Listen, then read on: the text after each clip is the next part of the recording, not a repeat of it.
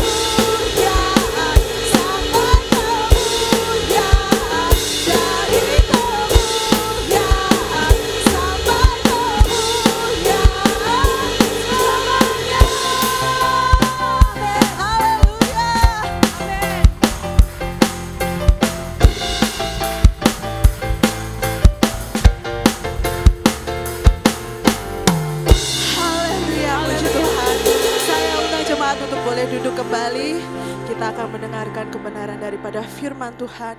Kita mau siapkan hati pikiran kita untuk diisi kebenaran firman Tuhan. Haleluya, puji Tuhan.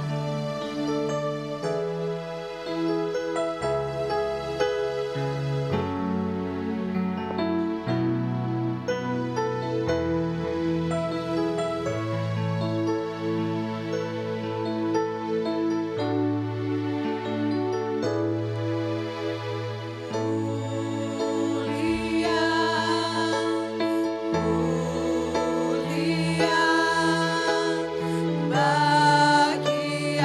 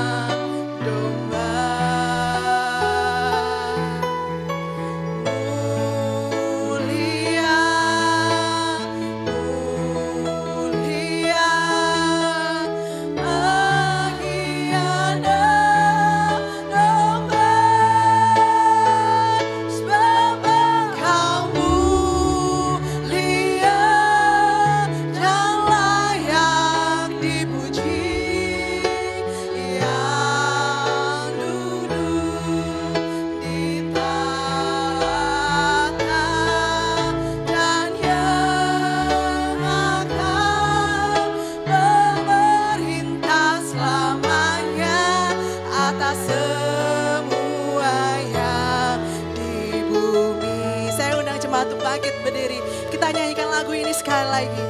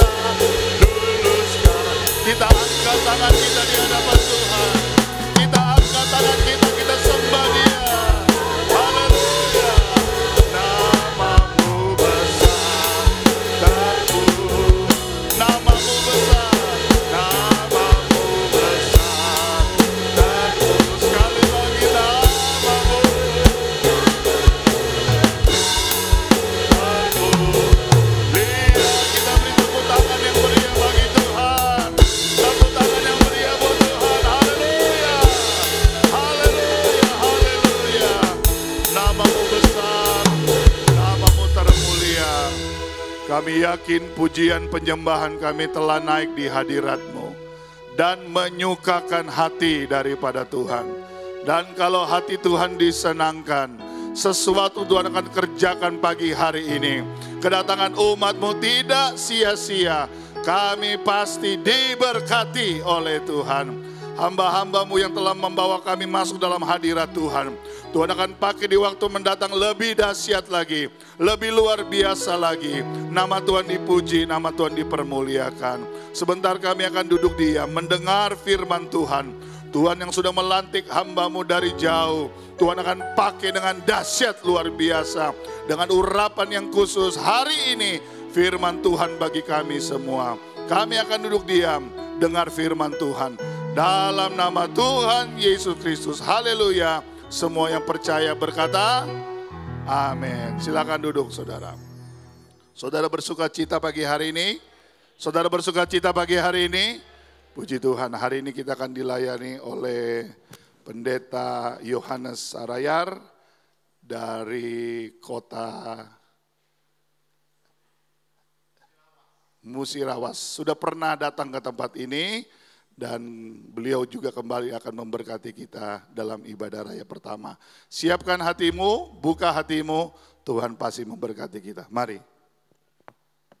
Haleluya. Haleluya. Saya mau lihat siapa yang bersuka cita saat pagi hari ini, boleh lambaikan tangannya. Haleluya. Puji Tuhan.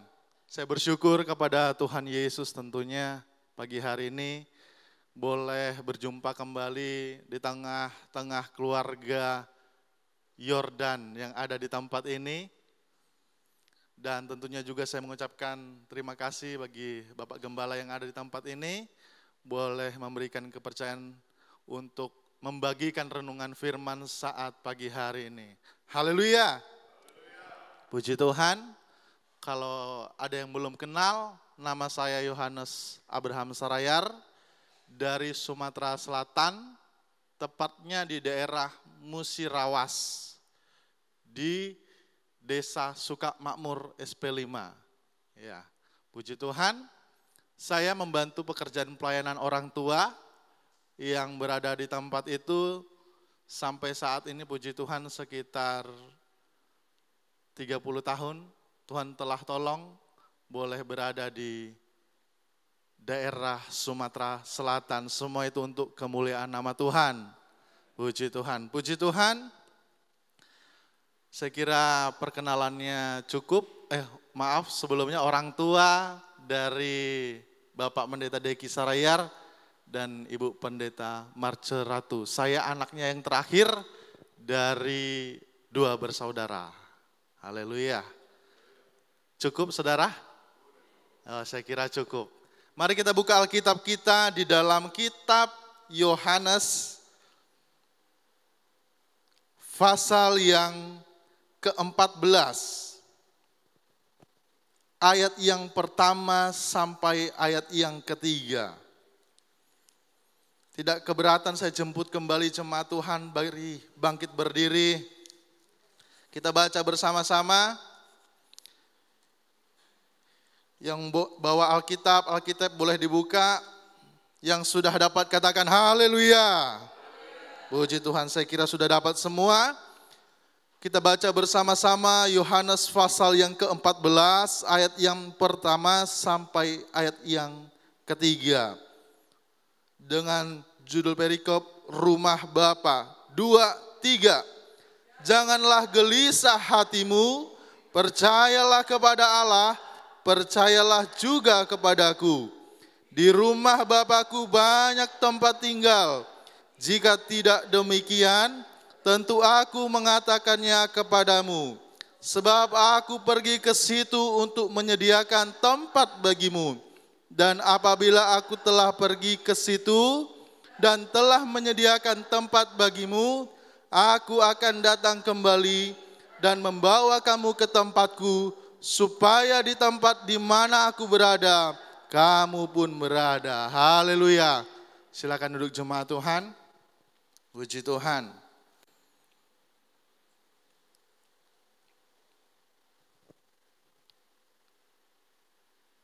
Tema saat pagi hari ini saya beri judul persiapan kehidupan. Haleluya.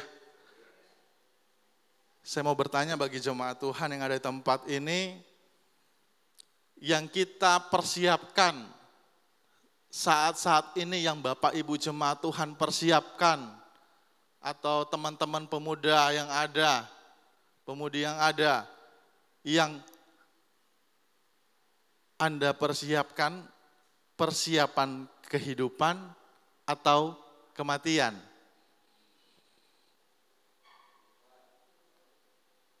Kehidupan atau kematian? Kehidupan, puji Tuhan. Tapi jemaat Tuhan, nyatanya banyak yang mempersiapkan itu persiapan kematian. Contohnya apa? Sebelum aku mati, aku ingin berbuat dulu, bekerja semaksimal mungkin, berusaha semaksimal mungkin supaya aku menjadi banyak rezekinya. Oh, nanti aku pokoknya ingin menggapai cita-cita setinggi-tinggi mungkin. Aku ingin mengerjakan sesuatu di dunia ini sebesar-besar mungkin. Salah? Tidak tentunya. Tetapi yang menjadi salah ketika kita hanya mempersiapkan persiapan yang satu ini. Jemaat Tuhan yang ada di tempat ini. Ketika kita meninggalkan tubuh kita, yaitu meninggal dunia, kita tidak hilang hidup kita. Kita masih ada kehidupan selanjutnya, yaitu kehidupan selama-lamanya.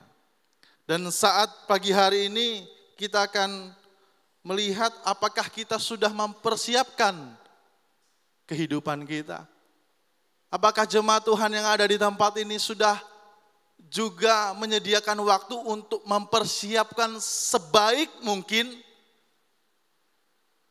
untuk persiapan kehidupan? Karena kita baca ada satu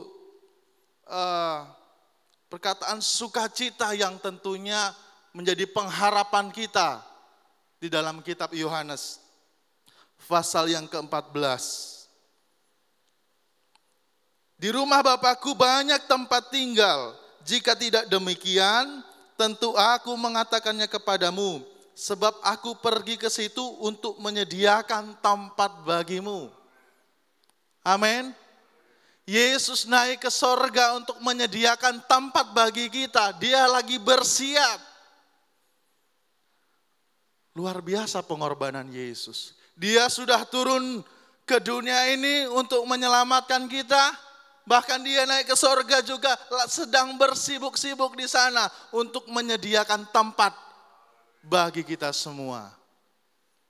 Tapi tentunya semuanya ada ketentuan, amin. Untuk menjadi satu komplek dengan Yesus ada ketentuan. Untuk menjadi warga kerajaan sorga ada ketentuan. Sama seperti kita berpindah wilayah, berpindah negara, tiap-tiap tempat, tiap-tiap daerah memiliki ketentuannya.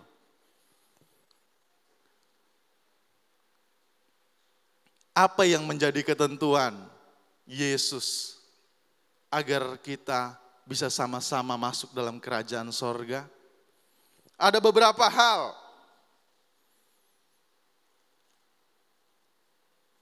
Yang pertama, kita harus mengerti dulu sejarah manusia. Saya kira semua pasti mengerti sejarah manusia, amin. Kejadian 3 ayat 14, Kejadian 3 ayat 1 sampai 4 itu menceritakan tentang kejatuhan manusia di dalam dosa. Kejatuhan manusia di dalam dosa sehingga apa? Seluruh manusia berada dalam kutuk dosa.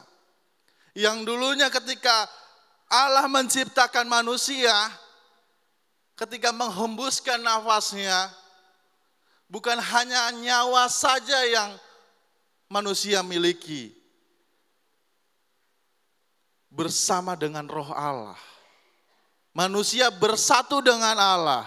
Tetapi karena kejatuhan manusia, roh Allah terpisahkan. dari kehidupan manusia. Yesaya 59 ayat kedua berkata, tetapi yang merupakan pemisah antara kamu dan Allahmu ialah segala kejahatanmu, dan yang membuat dia menyembunyikan diri terhadap kamu sehingga ia tidak mendengar ialah segala dosamu.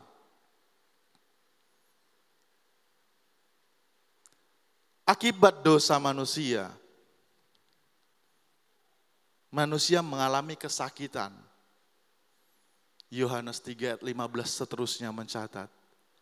Manusia mengalami penderitaan, harus berjerih lelah, harus berusaha. Karena akibat dari dosa. Bahkan manusia ditolak oleh Allah. Karena apa tadi? Karena dosa. Tetapi karena kasih Tuhan yang begitu besar, saudara, kita telah nikmati bersama-sama. 2000 tahun yang lalu Yesus disalib untuk menebus dosa saya dan saudara. Dosa seluruh manusia yang ada. Sehingga apa? Yang tadinya budak dosa, ketika kita dimerdekakan oleh Allah, dimerdekakan oleh Yesus melalui pengorbanannya, kita bersatu kembali dengan Roh Allah. Yang tadinya terpisah, sekarang sudah bersama-sama. Karena apa? Pengorbanan Yesus. Setelah kita tahu sejarahnya, langkah kedua tentunya apa? Roma 10 ayat 9-10 berkata,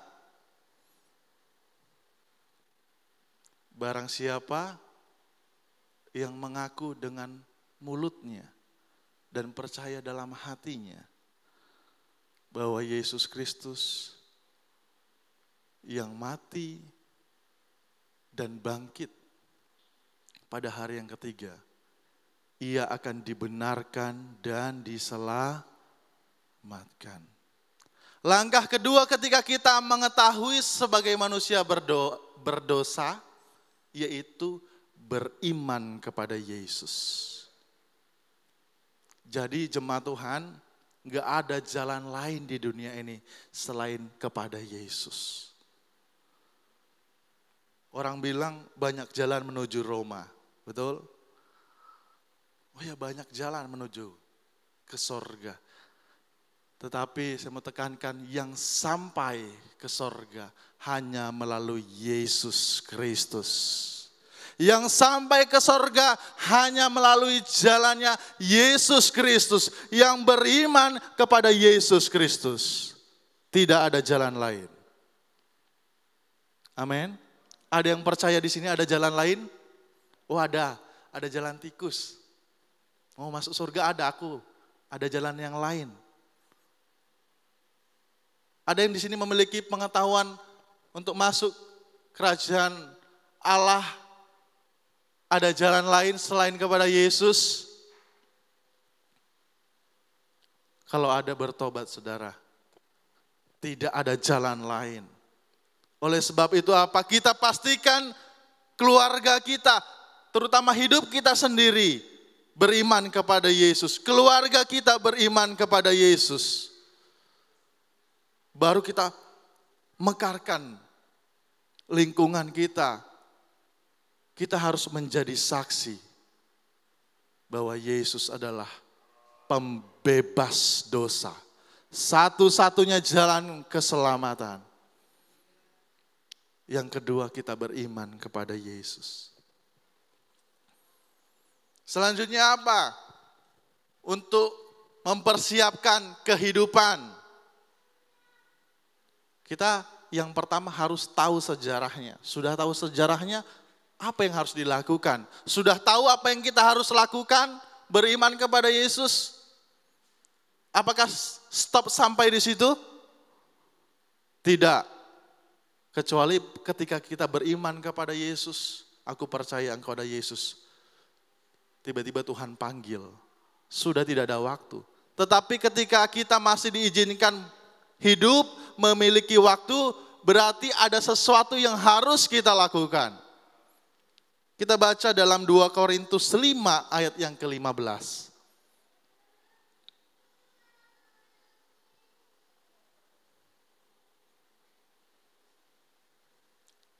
Kita baca bersama-sama. 2, 3.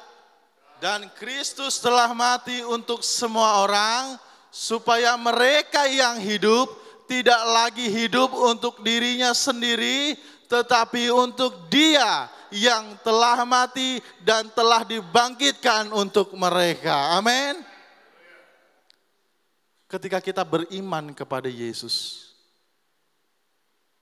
kita sudah menyerahkan seluruh hidup kita kepada Yesus. Tujuan hidup kita, tujuan hidup saudara, yaitu kepada Yesus. Dalam pekerjaan, melakukan sesuatu untuk memuliakan nama. Dalam perjalanan, menyerahkan perjalanan kepada Yesus. Dalam apapun yang kita lakukan, semua untuk kemuliaan nama Yesus. Kalau ada yang tidak benar yang kita lakukan, bagaimana mungkin kita memuliakan nama Yesus? Iman itu harus dipertanggungjawabkan. Amin. Iman itu harus dipertanggungjawabkan. Berarti apa? Kita tidak lagi hidup untuk diri kita sendiri. Kita tidak hidup untuk orang lain, tidak. Untuk keluarga kita, tidak. Tetapi untuk ketika kita hidup untuk Yesus, pasti baik melayani keluarga. Baik melayani kepada sosial. Kepada orang lain, kepada teman. Enggak ada lagi pikiran yang berkembang, pastikan sekarang hiduplah urusanmu sendiri. Yang penting hidupku sama Tuhan. Hello saudara, firman Tuhan katakan, hidup kita bukan untuk diri kita sendiri lagi, amin. Tetapi untuk kalau itu untuk Tuhan, bagaimana mungkin kita berdiam diri tidak memberitakan kebenaran. Melalui setiap apa yang kita lakukan, apa yang kita bicarakan. Karena kita hidup untuk Tuhan. Hidup kita yang lama sudah mati. Sebagai lambang kita dipermandikan dalam baptisan air.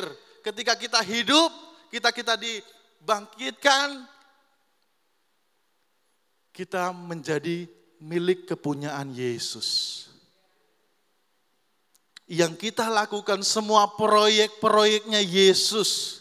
Hanya tempatnya di dunia saja.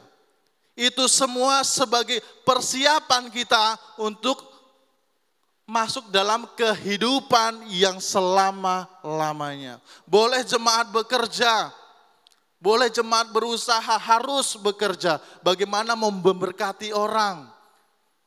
Harus bekerja keras. Sebagai orang pengikut Kristus, bagaimana kita mau memberkati orang? Mau menopang pekerjaan pelayanan Tuhan. Kalau kita hanya berdiam diri saja.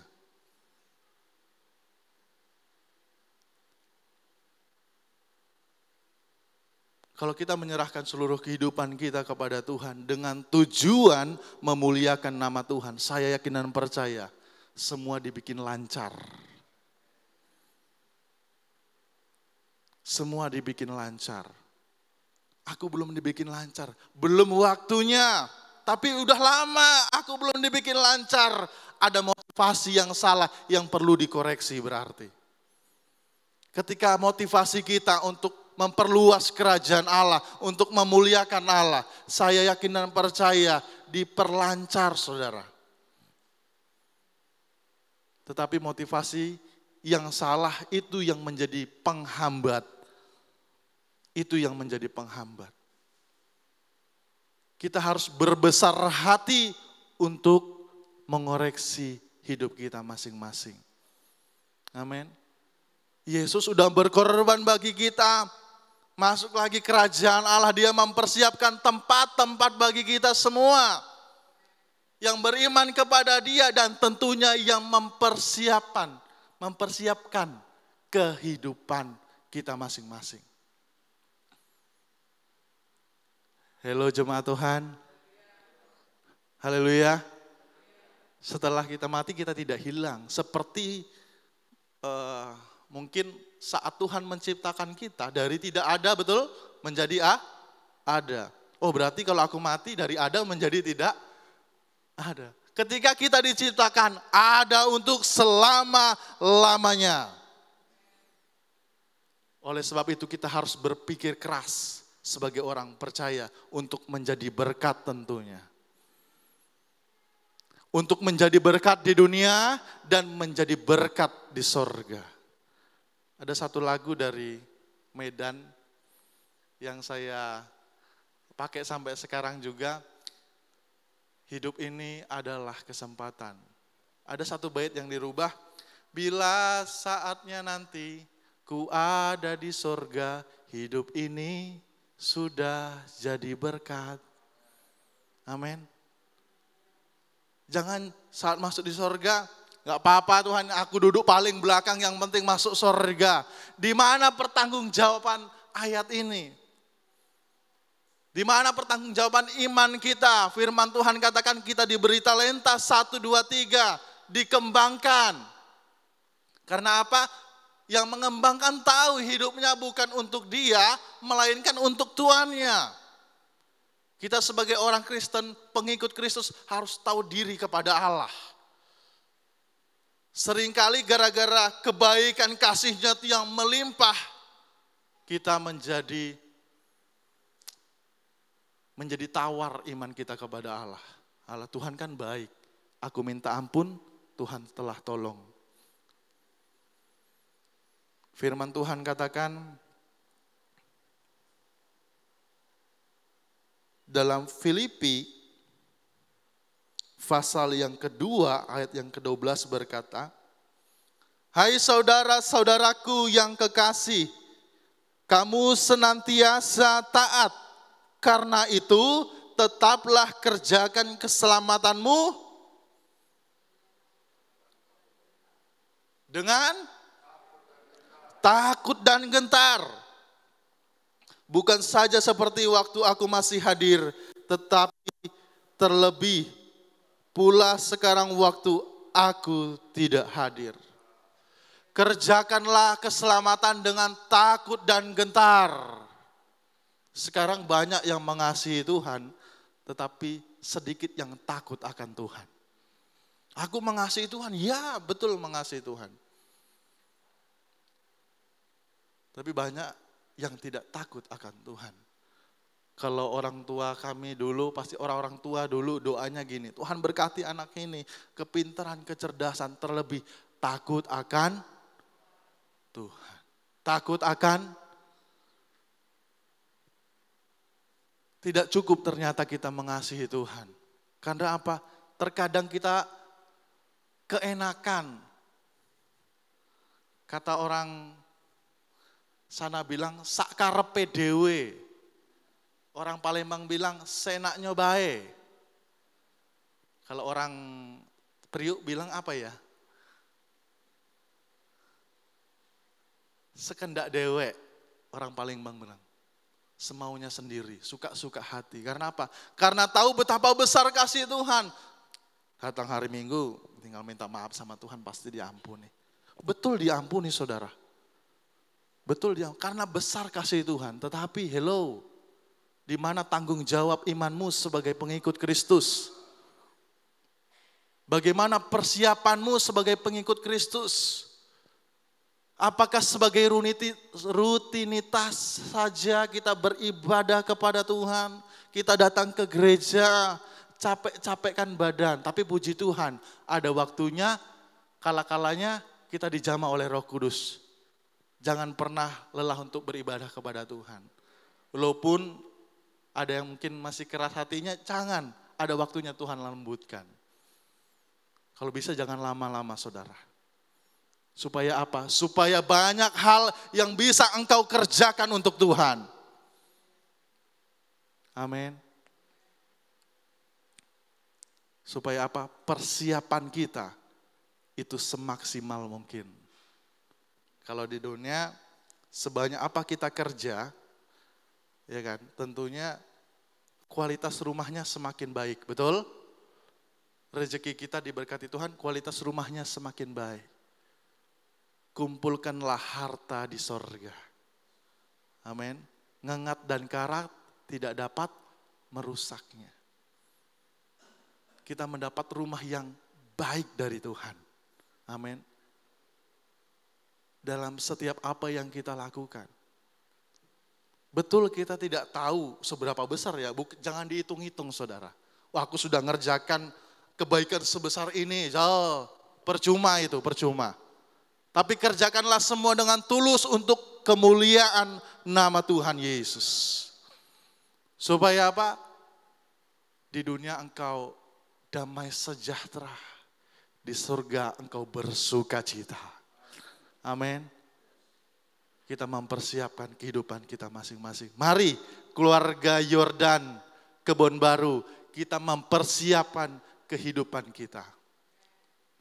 Katakan kanan kiri, persiapkan kehidupanmu. Persiapkan kehidupanmu. Yang kuat, persiapkan kehidupanmu. Katakan dengan sukacita, jangan marah ya saudara. Katakan dengan penuh sukacita. Karena itu sukacita yang melimpah dan sukacita yang besar bagi kita orang percaya mempersiapkan hidup kita untuk masuk bersama-sama dalam kompleksnya Tuhan. Amin. Sukacita yang besar. Jemaat Tuhan bersukacita? Haleluya. Kita semua bersukacita karena nama Tuhan Yesus. Di surga lagi bersiap-siap, terlebih kita sebagai umat Tuhan. Terlebih kita sebagai anaknya sangat bersukacita karena kita akan disambut dengan meriah. Wahyu pasal yang ketiga ayat yang kelima berkata, barang siapa menang, ia akan dikenakan pakaian putih yang demikian. Aku tidak akan menghapus namanya dari kitab kehidupan, melainkan aku akan mengaku namanya di hadapan Bapakku dan di hadapan para malaikatnya. Tapi kata awalnya kita perlu ingat baik-baik. Barang siapa? Barang siapa?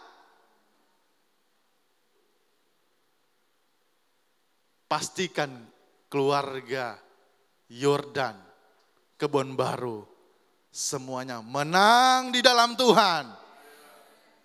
Semuanya mempersiapkan dengan baik. Amin. Yang belum punya tiket, berimanlah kepada Yesus. Jadilah pengikut Yesus. Yang sudah punya tiket, jangan disia-siakan tiketnya. Pertanggungjawabkan imanmu kepada Kristus. Carilah harta di surga sebanyak-banyaknya. Dan cari juga harta dunia sebanyak-banyaknya. Untuk apa? Kemuliaan nama Tuhan. Untuk kemuliaan nama Tuhan. Jangan untuk dirimu sendiri. Karena apa? Hidupmu bukan milikmu lagi. Hidupku Tuhan bukan milikku lagi setelah engkau menerima Kristus. Hidupmu selama-lamanya menjadi milik Kristus. Jemaat Tuhan yang ada di tempat ini semangat menjadi miliknya Kristus. Bersukacita. Saya mau dengar seberapa sukacitanya dengan sorak-sorainya. Haleluya. Haleluya. Haleluya. Kita semua bersukacita menjadi miliknya Kristus. Dan kita semua bersiap untuk menjadi warga kerajaan sorga. Sekali lagi kita baca ayat ini dalam Wahyu 3 pasal yang kelima dengan bersama-sama. Wahyu 3 ayat 5, 2, 3. Barang siapa menang, ia akan dikenakan pakaian putih yang demikian. Aku tidak akan menghapus namanya dari kitab kehidupan, melainkan aku akan mengaku namanya di depan Bapakku dan di hadapan para malaikatnya. Haleluya. Saya berdoa, kita semua yang ada, keluarga kita pastikan, ya walaupun ada marah-marahnya dengan keluarga, ada sakit hatinya dengan keluarga, ketika kita hidup untuk Tuhan, semua itu dibuang. Kita melihat dengan matanya Tuhan, dengan kasihnya Tuhan. Kita bawa mereka bersama-sama untuk bersiap. Bukan dengan cara kita, bukan dengan caramu, tapi dengan caranya Allah. Amin. Supaya apa? Supaya dalam Yohanes 14 tadi, rumah Bapakku yang banyak itu menjadi milik kita bersama. Haleluya. Puji Tuhan. Firman Tuhan cukup sampai di sini. Saya serahkan kepada Bapak Gembala. Menjadi rumah milik kita bersama. Keluarga GPD Yordan Baru, Tuhan Yesus memberkati.